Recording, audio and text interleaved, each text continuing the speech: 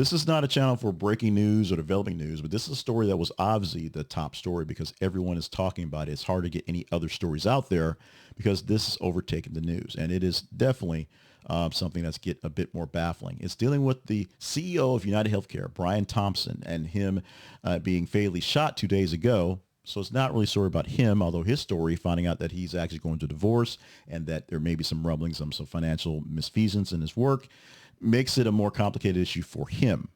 But what we're talking about is investigators uncovering more information on the suspect in the fatal shooting of Thompson. He arrived in the city about 10 days prior to the actual incident on a Greyhound bus that originated from Atlanta. Why is that relevant? Well, we kind of know where he had started from.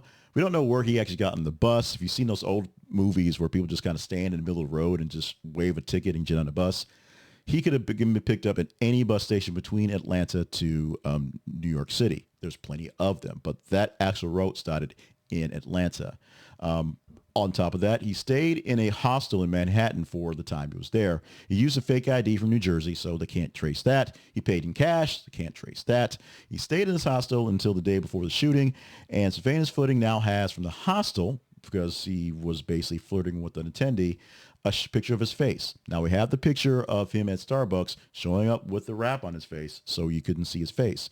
One of the attendees at the hostel just started flirting with him, essentially asking questions like, hey, come on, let's see that beautiful smile. He dropped his mask. He smiled. We have now a better picture of his face to actually try to find him. Also, things that may be identifying are the writings on the casings, the fact that he used the terms used often in insurance for denying things in the shooting, and one casing, of course, being a full round that got jammed. Another thing that shows that he may not be a pure professional, using the silencer, which makes it seem like he's some sort of hitman guy. But the fact that it seemed like it was a new one and it actually ejected a jam, so it ejected a round, shows that he wasn't actually up to speed with the actual devices he was using. And the fact that he picked out one that was, for all practical purposes, a standard bearer that you can kind of get online, shows that he was just sort of winging it, if you will, based on what's going on.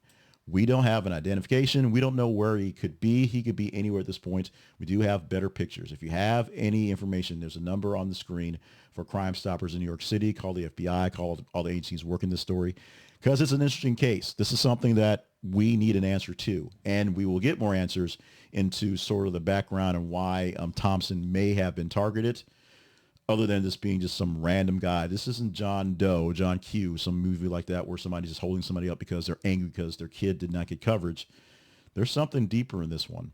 I don't know what it is. We hope to have an answer pretty soon.